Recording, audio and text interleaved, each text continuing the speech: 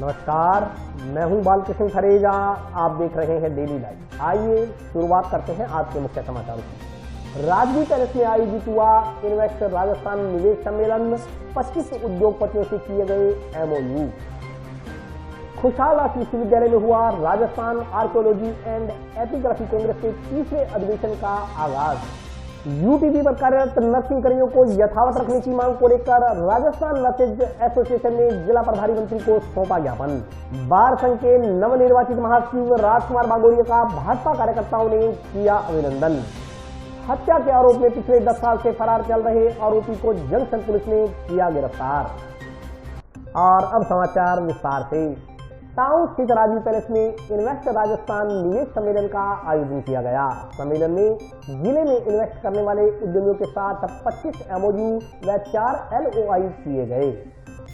Invest Rajasthan निवेश सम्मेलन के अंतर्गत राज्य में पहली बार हनुमानगढ़ जिला मुख्यालय पर गुरुवार को आयोजित किए गए इन्वेस्टमेंट समिट में जिले में इन्वेस्ट करने वाले या इन्वेस्ट करने की इच्छा रखने वाले उद्यमियों के साथ कुल 25 MOU, मेमोरेंडम ऑफ अंडरस्टैंडिंग और 4 LOI यानी लेटर ऑफ इंटेंट किए गए। टाउन स्थित राजगीर पैलेस में सुबह 11 बजे से दोपहर 2 बजे तक आयोजित जिला स्तरीय इन्वेस्टमेंट समिट में मुख्य अतिथि जिला प्रभारी मंत्री गोविंद राम मेघवाल थे। इन्वेस्टमेंट समिट में भारत और भारत के बाहर विदेशों में व्यापार करने वाले हनुमानगढ़ के व्यापारी भी शामिल हुए। इन्वेस्टमेंट समिट की शुरुआत जिला प्रभारी मंत्री के अलावा विधायक चौधरी विनोद कुमार, जिला कलेक्टर नथमल डिडेल, पुलिस अधीक्षक प्रीति जैन आदि ने दीप प्रज्वलित कर की। सम्मेलन को संबोधित करते हुए जिला प्रभारी मंत्री गोविंद राम मेघवाल ने कहा कि उद्यमी समाज की महत्वपूर्ण कड़ी है। कोई उद्यमी कोई कार्य शुरू करता है तो उससे बेरोजगारों को रोजगार मिलता है। उद्योग लगाने से आसपास के क्षेत्र में विकास भी होता है, अच्छे संस्कार पैदा होते हैं, शहर का सौंदर्यीकरण भी बढ़ता है। उन्होंने प्रदेश के विकास में इन्वेस्टमेंट समिट की पहल करने के लिए मुख्यमंत्री अशोक गहलोत को धन्यवाद देते हुए कहा कि हनुमानगढ़ जिला कृषि प्रधान जिला है। जिले से 2 राज्यों हरियाणा व पंजाब की सीमाएं लगती हैं। उस दृष्टि से भी हनुमानगढ़ जिला उद्यम स्थापित करने के लिए काफी महत्वपूर्ण है। उन्होंने कहा कि उद्यमियों का राजाओं के राज में भी बड़ा महत्व था और आज के समय में भी उनका महत्व बना हुआ है। जिला प्रभारी मंत्री ने उद्यमियों से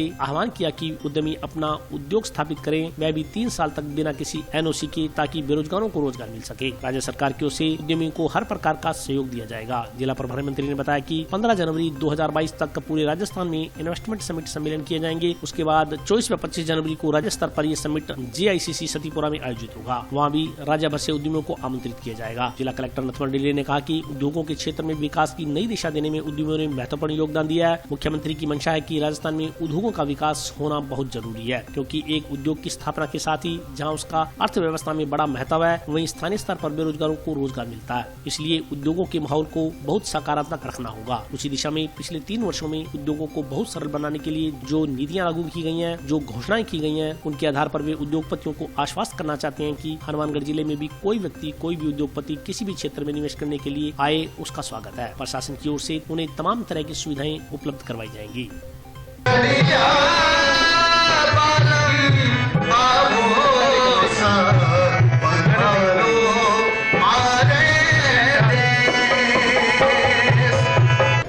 साथियों, विनोद जी ने ठीक कहा कि उद्यमी जो होता है, व्यापारी, बहुत महत्वपूर्ण कड़ी है। वो समाज की क्रीम है। आप उसमें आपका सद्भाव, सदाचार भाव पैदा होता है। बेरोजगारों को रोजगार देने का काम करते हो। आपके उद्योग लगाने से वहां सड़क भी बनती है, अच्छे संस्कार भी पैदा होते हैं, बेरोजगारों को रोजगार मिलता है और शहर का सौंदर्यीकरण भी बढ़ता है। व्यापार को स्थापित करें, उद्योग लगे।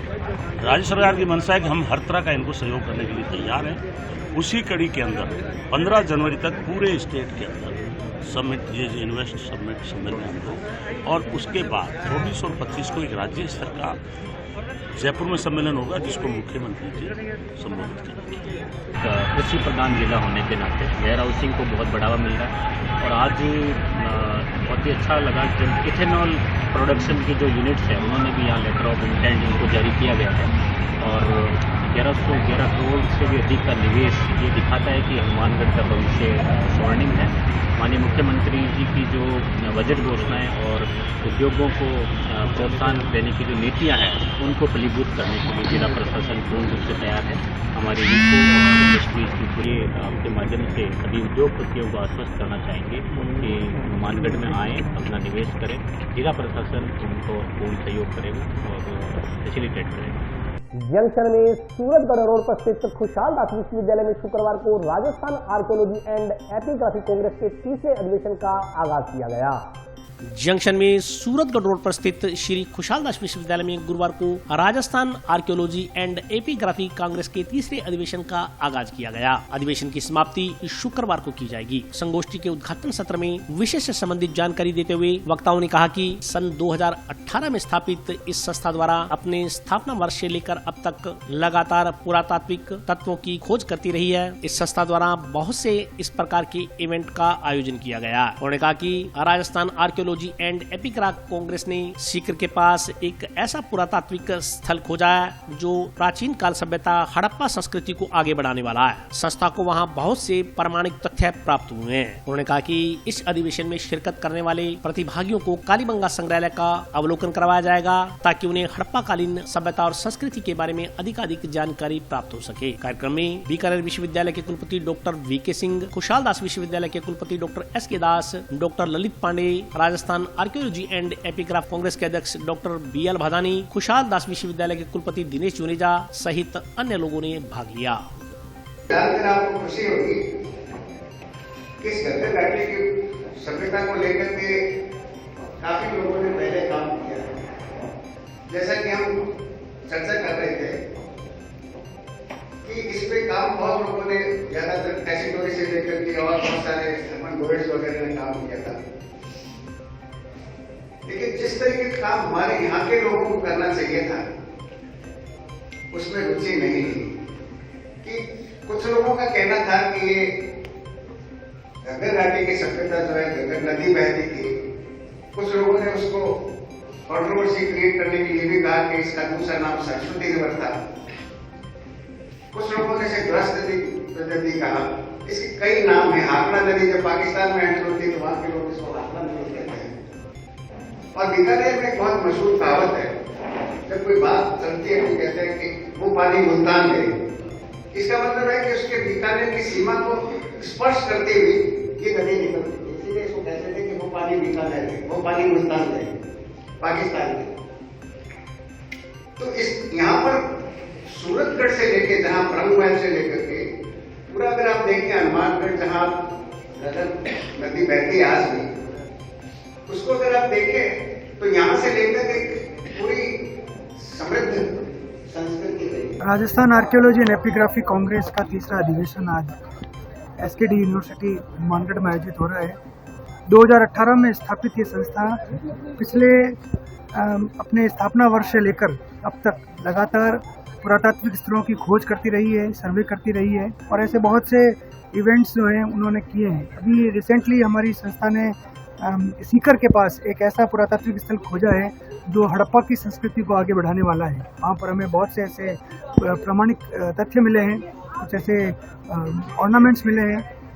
इसके अलावा कुछ मिट्टी के बर्तन भी मिले हैं जो हड़प्पा संस्कृति से काफ़ी मेल खाते हैं, या मैं यूँ कहूँ कि हनुमानगढ़ से मिले हुए जो सामान है उससे काफ़ी मैच करते हैं। तो इस अधिवेशन का हनुमानगढ़ में आयोजित होने का सबसे महत्वपूर्ण हिस्सा ये रहेगा कि यहाँ अब तक बहुत से ऐसे आर्कियोलॉजिस्ट हैं इंडिया लेवल के जिन्होंने सिर्फ अभी तक कालीबंगा का नाम सुना था या ये सुना था कि हड़प्पा की संस्कृति का एक बहुत बड़ा केंद्र राजस्थान में है। आज इस अधिवेशन के बाद जब ये उद्घाटन सत्र और प्रथम तकनीकी सत्र होगा तो इसके बाद यहाँ पर जितने भी डेलीगेट्स इकट्ठे हुए हैं उनका एक विजिट कालीबंगा की सभ्यता के साथ वहाँ पर किया जाएगा और लोग रूबरू होंगे कि हम 5000 साल पहले किस सभ्यता और संस्कृति के साथ जुड़े हुए थे। तो ये आयोजन एसकेडी यूनिवर्सिटी में हो रहा है। इसके लिए बहुत बहुत विश्वविद्यालय प्रशासन को भी बहुत बहुत आभार, प्रबंधन को भी बहुत बहुत आभार। और मैं चाहूँगा कि आने वाले समय में इस अधिवेशन के बाद एक नया इतिहास के नए जो आयाम है वो स्थापित हों और लोगों को इसका लाभ मिले। ये हमारी सोसाइटी का जो है तीसरा अधिवेशन हो रहा है। जैसा कि पहले 2 अधिवेशन हम बीकानेर में करवा चुके हैं और तीसरा अधिवेशन इस क्षेत्र में होना हम लोगों के लिए और आर्कियोलॉजी से जो जुड़े हुए जो शोध करने वाले लोग हैं, विद्यार्थी हैं, शोधार्थी हैं या जो भी डेलीगेट्स हैं उनके लिए बहुत बड़ी बात है, क्योंकि ये गद्दर नदी घाटी का क्षेत्र है।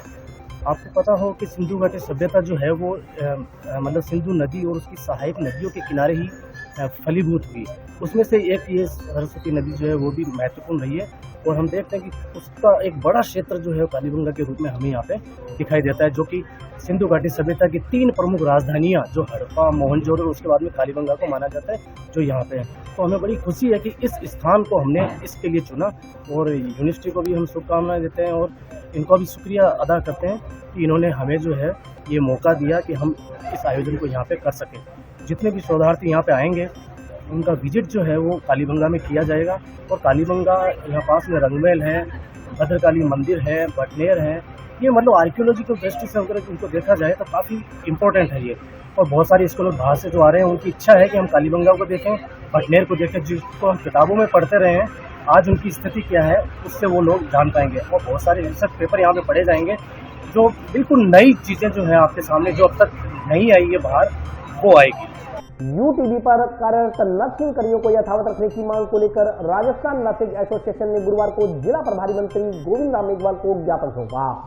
यूटीबी पर कार्यरत नर्सिंग कर्मियों को यथावत रखने की मांग को लेकर राजस्थान नर्सिंग एसोसिएशन ने गुरुवार को हनुमानगढ़ आए जिला प्रभारी मंत्री गोविंद राम मेघवाल को ज्ञापन सौंपा। एसोसिएशन पदाधिकारियों ने प्रभारी मंत्री को सौंपे ज्ञापन में बताया कि कोविड-19 महामारी के दौरान मुख्य चिकित्सा एवं स्वास्थ्य अधिकारी हनुमानगढ़ की ओर से 25 नवंबर 2020 को जारी आदेशों के तहत 18 नर्स ग्रेड 2 रखे गए थे, उन्हें यूटीबी से हटाने का 23 नवंबर 2021 को आदेश पारित किया गया। एसोसिएशन पदाधिकारियों ने कहा कि जिले में वर्तमान में डेंगू का प्रकोप फैला हुआ है एवं कोरोना की तीसरी लहर भी तेजी से अपने पैर पसार रही है। इससे कोरोना के नए वेरिएंट ओमिक्रॉन का खतरा भी बढ़ गया है। जिले में नर्स ग्रेड 2 के काफी पद रिक्त हैं। यूटीबी कर्मियों को कार्य का काफी अनुभव भी है। उन्होंने कोरोना की प्रथम एवं दूसरी लहर में अल्प मानदेय में अनुशंसनीय कार्य किया है। इनमें से कई यूटीबी नर्सिंग कर्मी रोजाना पॉजिटिव भी हुए थे, फिर भी उन्होंने अपनी व अपने परिवार की जान की परवाह किए बिना अपनी जान जोखिम में डालकर कोरोना काल में मरीजों की सेवा करने में अहम भूमिका निभाई थी। अब इनके कार्य मुक्ति संबंधी आदेश जारी किए गए हैं, जिससे इनके व इनके परिवार पर आर्थिक व मानसिक संकट आन पैदा हो गया है। इन्हें कार्य मुक्त करने के आदेश से समस्त नर्सिंग में रोष व्याप्त है। एसोसिएशन पदाधिकारियों ने मांग की कि यूटीबी कर्मियों की सेवा निरंतर जारी रखने के आदेश दिए जाएं ताकि यूटीबी कर्मियों एवं जनता को राहत मिल सके।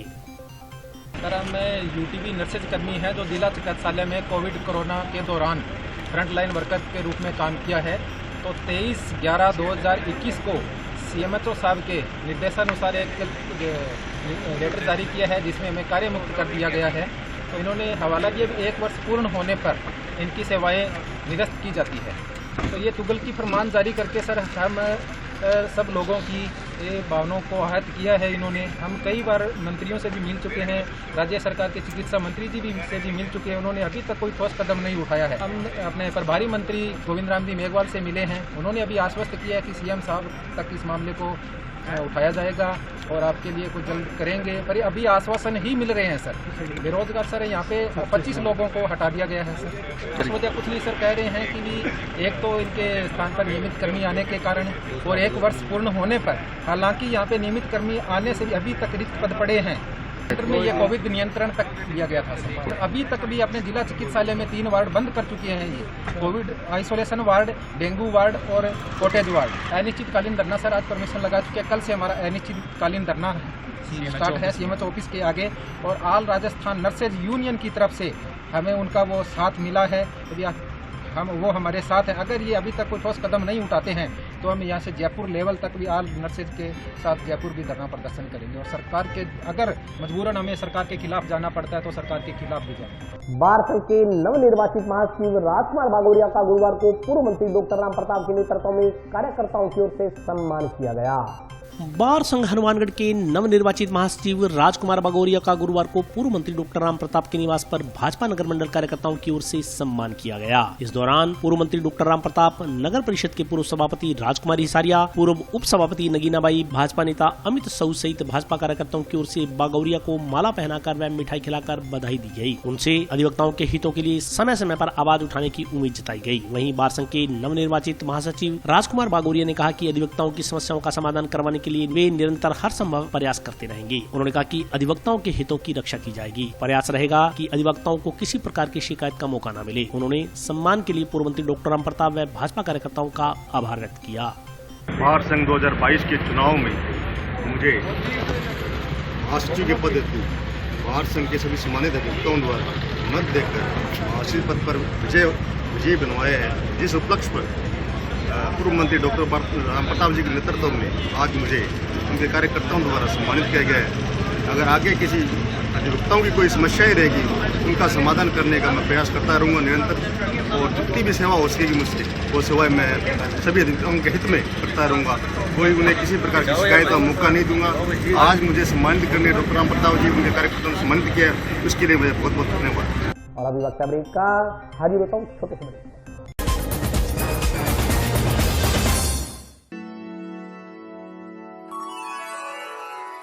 यूं तो कई बार मुझे हंसते देखा है, पर ये हंसी कुछ और है। ये गहना मुझ पर जचता है, पर ये महज एक गहना नहीं, ये रूपरेखा है मेरे मन की, हंसती खिलखिलाती लहरों की, जो आतुर थी अब तक मुझ पर सजने को। इसलिए ये गहना ही मेरा सच्चा श्रृंगार है, श्रृंगार है, श्रृंगार है।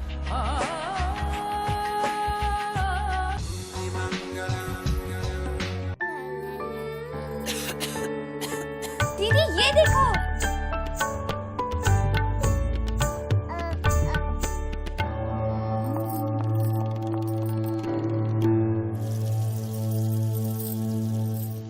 नोवेल कोरोना वायरस बीमारी को फैलने से रोका जा सकता है। खांसी और छींक के बाद और बच्चे को छूने से पहले अपने हाथों को साबुन से धोकर इसे फैलने से रोक सकते हैं। वो डॉक्टर साहब हैं? भाई साहब, खांसी और बुखार था, सोचा चेक करवा लूं।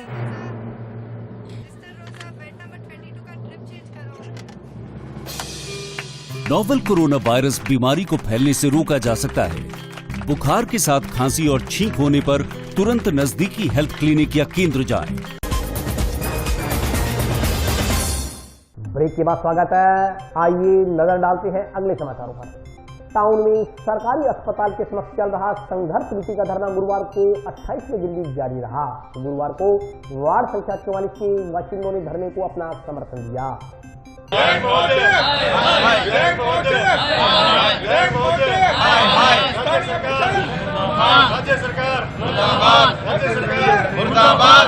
मेडिकल कॉलेज से संबद्ध बेस अस्पताल को टाउन में ही रखने की मांग को लेकर आंदोलनरत जिला अस्पताल बचाओ संघर्ष समिति का बेमियादी धरना गुरुवार को 28वें दिन भी जारी रहा। गुरुवार को टाउन स्थित राजकीय जिला चिकित्सालय के समक्ष जारी धरने पर वार्ड नंबर 44 के नागरिक बैठे। इस मौके पर वार्ड वासियों ने कहा कि जिला अस्पताल अकेले टाउन शहर ही नहीं बल्कि पूरे जिले की धरोहर है। इसको बचाने के लिए यह लड़ाई लड़ी जा रही है। इसके लिए पूरी जी जान से आंदोलन लड़ा जाएगा। उन्होंने कहा कि टाउन शहर का बाजार पिछले 50 सालों से संचालित जिला अस्पताल के कारण ही चल रहा है। जिला अस्पताल यहाँ की पहचान है, इसे अन्यत्र स्थानांतरित करना कतई बर्दाश्त नहीं किया जाएगा। किसी भी हालत में बेस अस्पताल को मेडिकल कॉलेज के पास नवा बाईपास रोड पर स्थानांतरित नहीं होने देंगे। उन्होंने कहा कि करीब 1 माह से इस संघर्ष समिति का कड़ाके की ठंड में आंदोलन चल रहा है, लेकिन न तो राज्य सरकार की ओर से और न ही जिला प्रशासन में जनप्रतिनिधि कोई सुनवाई कर रहे हैं। क्षेत्र के जनप्रतिनिधि जिन्हें यहाँ की जनता ने वोट देकर विजयी बनाया था, आज वही सरकारी अस्पताल को यहाँ से तब्दील करवा टाउन क्षेत्र के लोगों का अनादर करने पर तुले हुए हैं। ऐसे जनप्रतिनिधियों से शहर या गाँव का भला करने की उम्मीद करना बेमानी है। वे सिर्फ अपना घर, अपना गाँव या अपने शहर को ही विकास कर सकते हैं। उन्होंने कहा कि हनुमानगढ़ के व्यापारियों ने खून पसीना सींचकर जिला अस्पताल व सुविधाओं के विस्तार पर करोड़ों रुपए लगाया। इतनी सुविधाओं को अनदेखा कर जिला अस्पताल को टाउन से ले जाने का प्रयास किया जा रहा है, जो कि किसी भी तरह से जायज नहीं ठहराया जा सकता। बेस अस्पताल को नवा बाईपास पर ले जाकर जिला अस्पताल को मुर्दा खाना बनाने का प्रयास किया जा रहा है। नागरिकों ने कहा कि इस जिला अस्पताल ने अब तक लाखों जिंदगियां बचाई हैं। टाउन स्थित भटनेर दुर्ग की तरह राजकीय जिला चिकित्सालय भी शहर की धरोहर है। जब जिले को मेडिकल कॉलेज मिला तब यह था कि टाउन के जिला अस्पताल को ही बेस अस्पताल रखा जाएगा, परंतु राजनीति की वजह से अब जिला अस्पताल को जंक्शन क्षेत्र में नवा बाईपास रोड पर स्थानांतरित किया जा रहा है, जबकि टाउन व आसपास के क्षेत्र के लोगों की मांग है कि बेस अस्पताल टाउन में ही रखा जाए।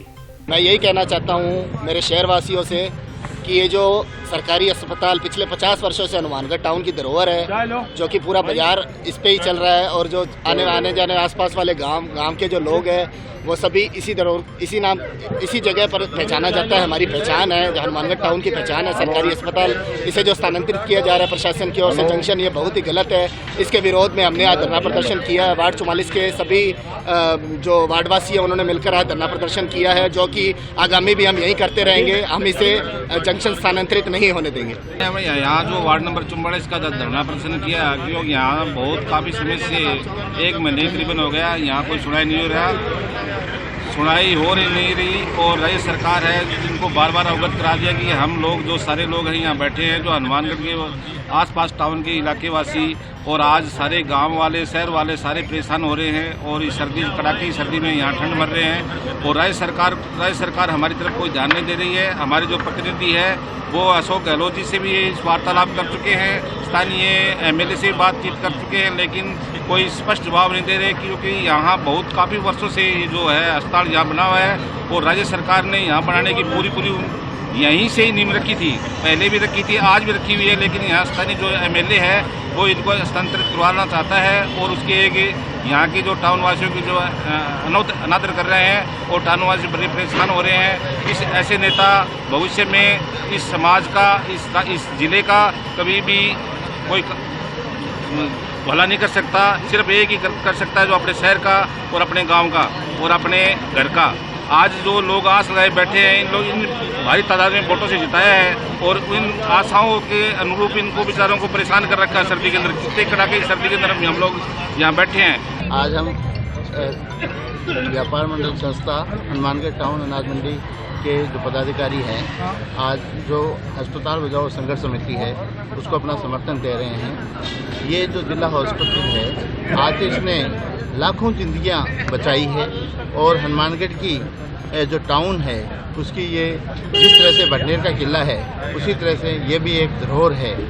और पहले जब मेडिकल कॉलेज आया तो तब ये तय था कि इसी को ही बेस्ट हॉस्पिटल बनाया जाएगा, परंतु राजनीति की वजह से आज इसको जंक्शन स्थानांतरित किया जा रहा है, जबकि टाउन के लोग और इसके आसपास के हनुमानगढ़ जिले के अन्य जो क्षेत्र के लोग हैं वो चाहते हैं कि ये हॉस्पिटल यहीं रहे, क्योंकि ये धरोहर है और इसको यहीं रहना चाहिए। इसीलिए न केवल टाउन की जनता बल्कि आसपास के गाँव के लोग, नौर, भादरा, सभी लोग यही चाहते हैं कि हॉस्पिटल यहीं रहे और हम लोग भी यही चाहते हैं कि हॉस्पिटल यहीं रहे।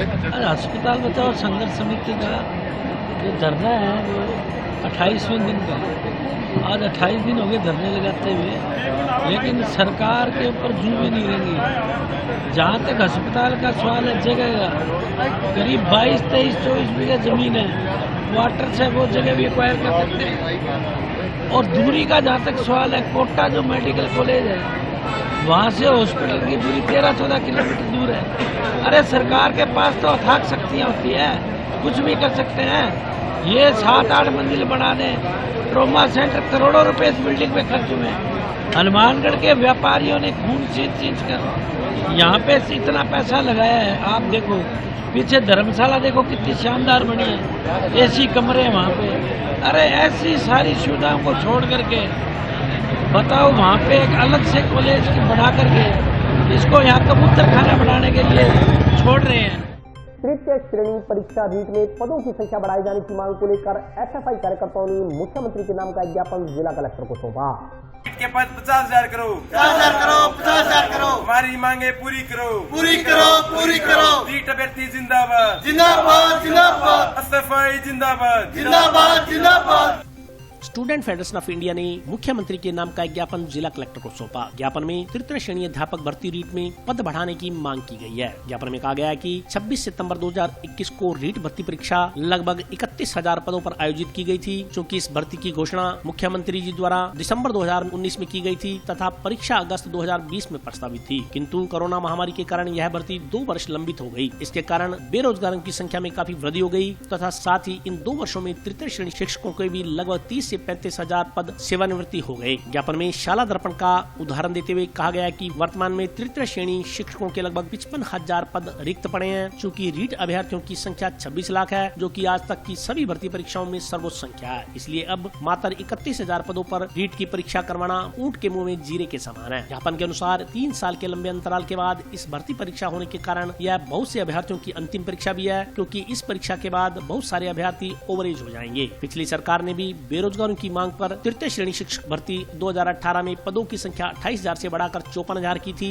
इसलिए वर्तमान सरकार को भी बेरोजगारों की संख्या देखते हुए पदों में बढ़ोतरी की जानी चाहिए। ज्ञापन देने हैं यहाँ कलेक्टर जी के समक्ष कि रेट के पद 31,000 से बढ़ाकर 50,000 किए गए, क्योंकि पिछले 3 सालों से भर्ती लंबित है। 5 बार पेपर भी स्थगित हो चुका है और कोरोना काल के कारण इसको 5 बार स्थगित हो गया है। अभ्यर्थियों की संख्या भी 26 लाख है, तो अब कोई बच्चा अगर पॉइंटों से रह जाता है, थोड़ी बहुत नंबरों से, तो ये उसकी मेहनत की कमी नहीं है, इनकी भर्ती की कमी है। तो इस वजह से हम कह रहे हैं कि 31,000 से 50,000 होनी चाहिए जी हमारे पास। कि आज पूरे राजस्थान में रीट अभ्यर्थी की लगातार ये मांग चल रही है कि रीट के पद बढ़ाकर 31,000 से 50,000 की जाए। लगातार ट्विटर पर भी और ये ट्रेंड में ये चल रहा है कि 31,000 से पद बढ़ाकर 50,000 की जाए और राजस्थान की एसएफआई रीट अभ्यर्थियों के साथ है। और हम आज इस बात को लेकर ज्ञापन देने आए हैं कि लगातार आंदोलन भी जयपुर में चल रहा है और इस बात को लेकर आए हैं। हम सभी रीट अभ्यर्थी इकट्ठे हो रहे हैं, धीरे धीरे लगातार सरकार से ये मांग करना चाहते हैं, ये ज्ञापन भेजना चाहते हैं कि हमारी बात सुने और रीट के पद बढ़ाकर 50,000 करें, क्योंकि कई सालों से लगातार भर्ती नहीं आई है। और जब भर्ती खुली है तो इसमें पद 31 जारी है, जिसमें विद्यार्थियों की संख्या ज़्यादा होने के कारण लगातार विद्यार्थियों की ये मांग है कि रीट के पद बढ़ाकर 50,000 करें। इस मामले में ज्ञापन देने आए। नरेगा श्रमिकों की विभिन्न समस्याओं के समाधान की मांग को लेकर अखिल भारतीय किसान मजदूर यूनियन ने जिला परिषद कार्यकारी अधिकारी को ज्ञापन सौंपा।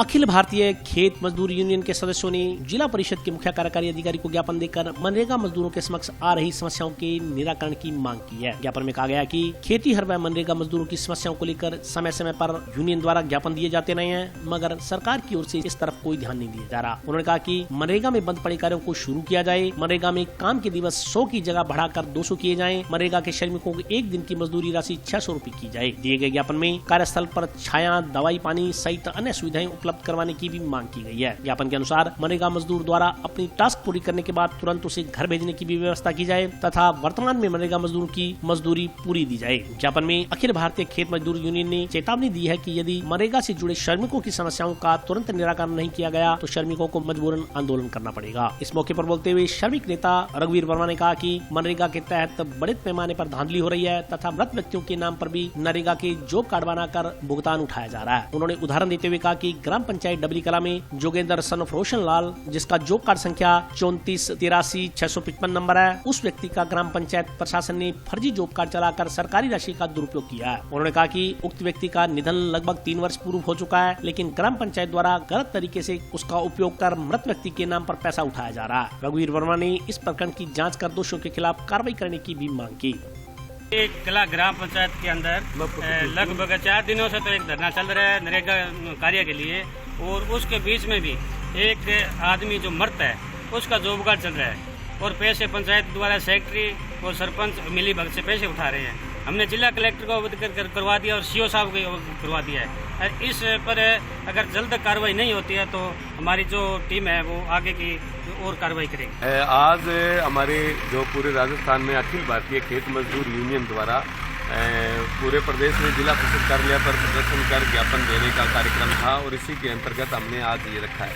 हमारे यहाँ मुख्य रूप से अराइयाँ वाली, सैजीपुरा, डबलीवास, मौलवी और 4-5 और ग्राम पंचायतें हैं जिनमें काम बंद पड़ा है और पूरी मजदूरी नहीं आ रही है। इसके साथ हमारी ये मांग है कि 200 दिन का काम किया जाए, क्योंकि अभी मशीनीकरण ज़्यादा हो गया है, खेती और मजदूरों को काम रहा नहीं है, और 600 रुपये मजदूरी की जाए जहाँ 200 रुपये लीटर खाने का तेल हो गया, कच्चा तेल हो गया। इसमें ये 100 रुपये 120 रुपये जो आ रहे हैं मनरेगा की मजदूरी, इससे गुजारा नहीं हो सकता है। इसके अलावा डबली कल्ला के जो है उसके अंदर व्यापक पैमाने पर भ्रष्टाचार चल रहा है और लगातार जिला परिषद का प्रशासन अनदेखी कर रहा है।